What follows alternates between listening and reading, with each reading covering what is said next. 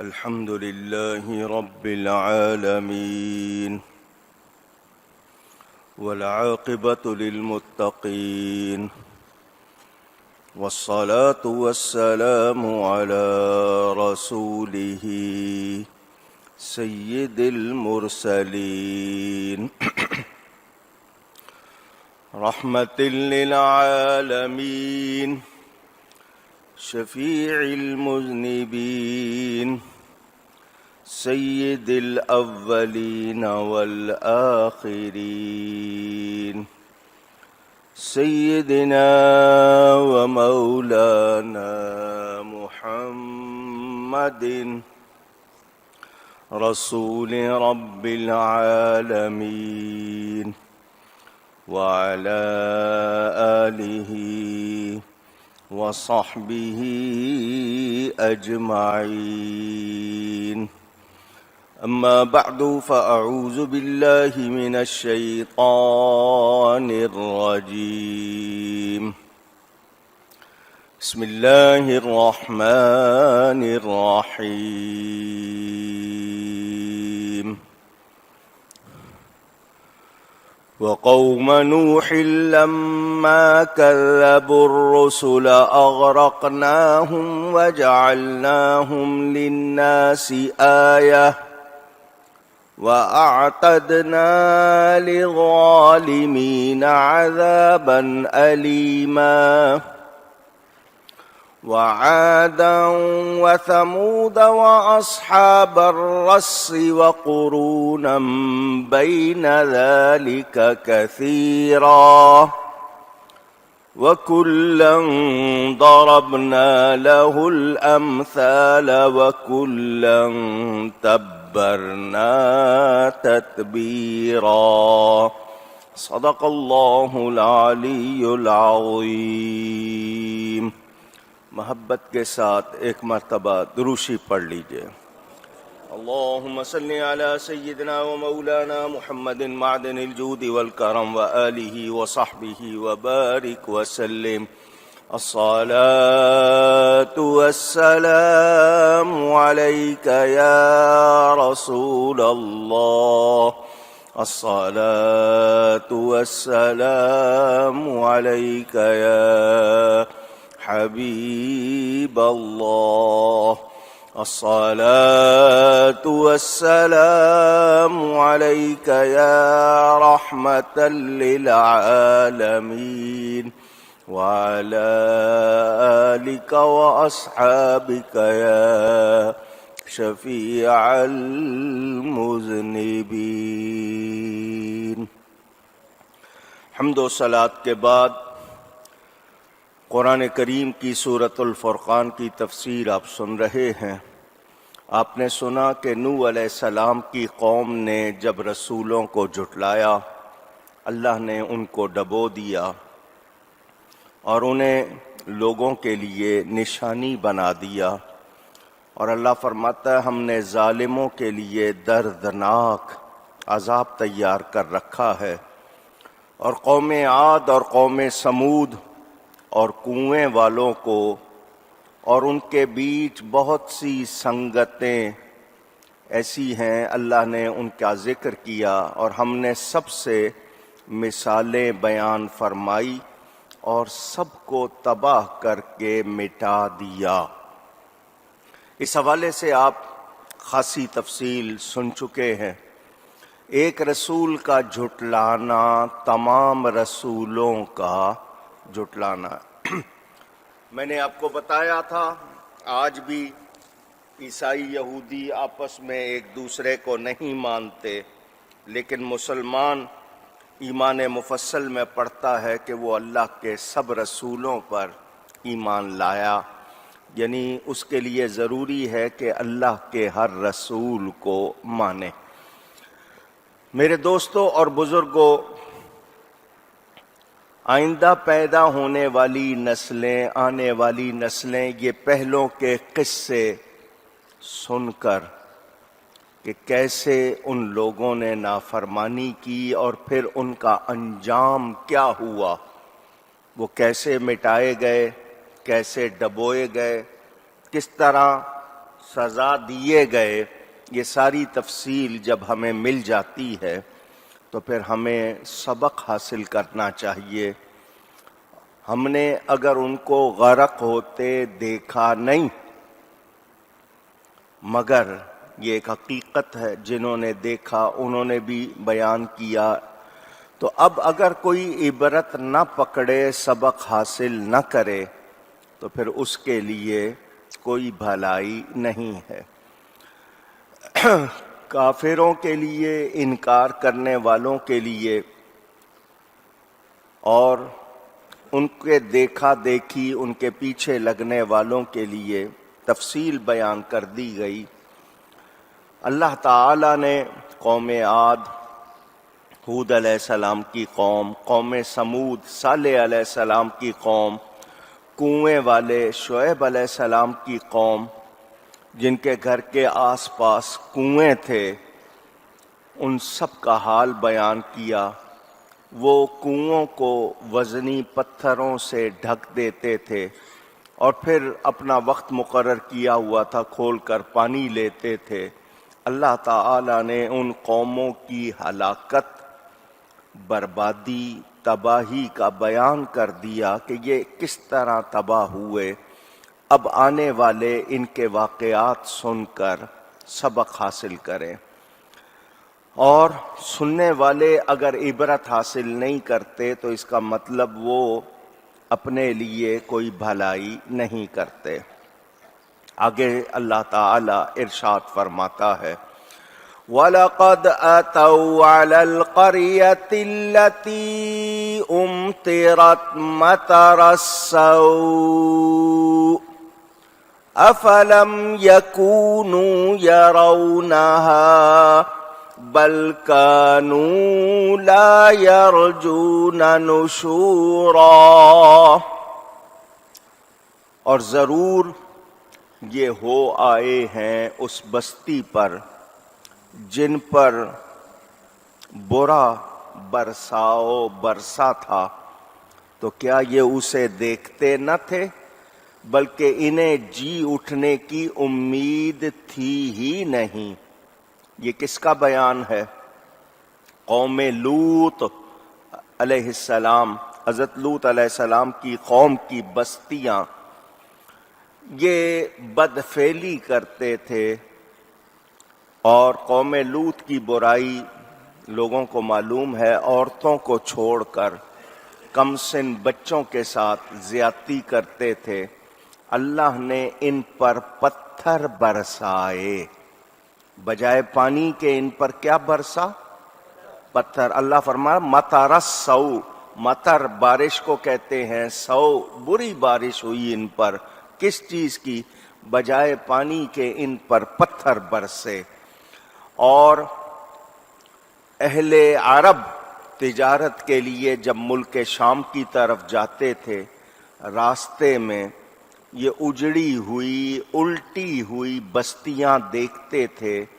اس سے معلوم ہوا کہ تاریخی واقعات کے لیے ان کے ثبوت چاہیے ہوں تو شہرت ہی کافی ہوتی ہے، کیونکہ ان مقامات کا یہ حال اور ان کا ٹھکانہ اہل عرب کو شہرت سے معلوم تھا، اور وہ دیکھتے تھے کہ ان بستیوں میں کسی زمانے میں لوگ بستے تھے، یہ بستیاں الٹ دی گئیں، دھسا دی گئیں، کیا حال ہوا۔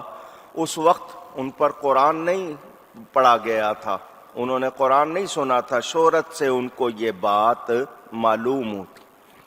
اب نبی کا مذاق اڑانا۔ اللہ فرماتا ہے وَإِذَا رَأَوْكَ إِن يَتَّخِذُونَكَ إِلَّا هُزُوًا أَهَذَا الَّذِي بَعَثَ اللَّهُ رَسُولًا۔ ان لوگوں نے کیا کہا؟ اور جب تمہیں دیکھتے ہیں تو نہیں ٹھہراتے مگر ٹھٹھا، مذاق کرنا، تمسخر کرنا۔ نبیوں کو دیکھ کر کہتے تھے کیا یہ ہیں جن کو اللہ نے رسول بنا بھیجا؟ إن كاد ليضلنا عن آلهتنا لولا أن صبرنا عليها. قریب تھا کہ یہ ہمیں ہمارے خداؤں سے بہکا دیں اگر ہم ان پر صبر نہ کرتے. وَسَوْفَ يَعْلَمُونَ حِينَ يَرَوْنَ الْعَذَابَ مَنْ أَضَلُّ سَبِيلًا. اور اب جانا چاہتے ہیں جس دن عذاب دیکھیں گے کہ کون گمراہ تھا. یہ مختصر میں نے آپ کے سامنے مفہوم اور ترجمہ بیان کیا. تفسیر کے حوالے سے اس میں جو باتیں ہم کو سمجھنی ہیں وہ یہ کہ قرآن کا، رب کا، رسول کا مذاق اڑانے والے، جھٹلانے والے اور دنیا سے لگاؤ بڑھانے والے کامیاب نہیں ہو سکتے. گنجائش ہی نہیں ہے. وہ سمجھیں کہ نہیں جی ہم سپر پاور بن کر یوں کر لیں گے، وہاں کر لیں گے. یہ قدرت کی پکڑ کے سامنے کسی طرح بھی اپنا بچاؤ کر سکتے نہیں. جب اتنی بات ہم نے جان لی اور ہمیں یقین ہے کہ اللہ کی پکڑ سے کوئی بھاگ نہیں سکتا، تو پھر ہم اللہ پر یقین کیوں نہیں کرتے؟ پھر ہمیں اللہ پر بھروسہ کیوں نہیں ہے؟ ہم آج بھی کہتے ہیں جی فلانے ملک نے ساتھ نہیں دیا، فلانی قوم نے ساتھ نہیں دیا تو ہم یوں ہو جائیں گے. تو بھروسہ اللہ پر نہ ہوا، ان لوگوں پر ہو گیا. کیوں ایسا ہے؟ اے مسلمان، تجھے پہلوں کا انجام بتایا جا رہا ہے کہ پہلوں کے ساتھ کیا ہوا. وہ فرعون خدائی کے دعوے کرتا تھا، وہ نمرود خدائی کے دعوے کرتا تھا. یہ قوم سمود نے پہاڑوں کے اندر مکان بنائے تھے، ایسے کہ جی نہ ہوا، نہ آندھی، نہ طوفان، کوئی ان کے لیے کچھ نہ کر سکے. پہاڑ کاٹ کے ابھی تک جائیں، مدائن صالح انٹرنیٹ پہ نکال کے دیکھ لیں، آپ کے سامنے آ جائیں گے کیسے انہوں نے تیاریاں کی تھی، مگر کوئی ٹھہر سکا؟ قدرت کے آئے ہوئے عذاب کے سامنے ان میں سے کوئی بھی نہیں ٹھہر سکا. وہ فرعون غرق ہو گیا، وہ نمرود اللہ نے ایک چھوٹے سے مچھر سے مروا دیا اس کو. اس کے بعد بھی سننے والا سبق نہ پکڑے تو پھر اس نے کیا کیا؟ اپنے لیے خرابی کی. اللہ کا کچھ بگاڑا نہیں. کوئی یہ کہے کہ نہیں جی میں یوں کر لوں گا، وہاں کر لوں گا، یہ اس کی ہمت نہیں ہے. اے انسان، تیرے لیے عافیت اسی میں ہے، تجھے جس نے بنایا ہے تو اسی کا بندہ بن. تجھے رب نے بنایا ہے، مگر آج کے مسلمان کے پاس اللہ کے لیے وقت نہیں ہے. نماز کے لیے وہ جو کام میں لگے ہوئے ہیں، ٹائم نہیں ملتا. تو وقت بنانے والے کو وقت دے، پھر دیکھ وہ تیرا وقت کیسے بدلتا ہے. جس نے وقت بنایا ہے اس کو وقت دے، وہی تیرا وقت بدلے گا. اس کے لیے ٹائم نہیں ہے، ویسے جائیں گے، ادھر جائیں گے، ادھر جائیں گے، یہ کریں گے، وہ کریں گے. رب تعالیٰ کو کوئی ضرورت نہیں ہے، ہمیں ضرورت ہے. ہم اپنے لیے ہم سجدہ کرتے ہیں، رب کو کوئی فائدہ نہیں، کوئی نقصان نہیں اگر کوئی نہیں کرے گا تو. ہم سجدہ کر کے اپنی جھولی بھرتے ہیں، اس کو مانتے ہیں تو اس کی رحمت کے خود مستحق بنتے ہیں. اور آج دنیا جانتی ہے، آپ نے کسی سے کوئی کام لینا ہو، آپ کو اس کو خوش کرنا پڑتا ہے، اس کو ٹائم دینا پڑتا ہے. ورنہ آپ کی اپنی اولاد آپ ٹائم نہ دیں، ان پر خرچ نہ کریں، ان کا دھیان نہ رکھیں تو وہ بھی آپ کو توجہ نہیں دیتے. تو ہم نے جب یہ جان لیا تو سب سے زیادہ حق تو اللہ اور اس کے رسول کا ہے.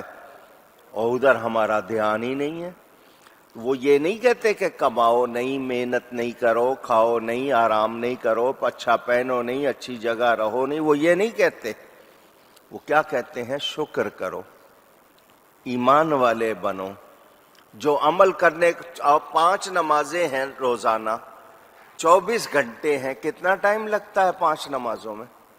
50 رکعتیں ہیں، آپ 50 منٹ بھی مشکل سے لگاتے ہیں۔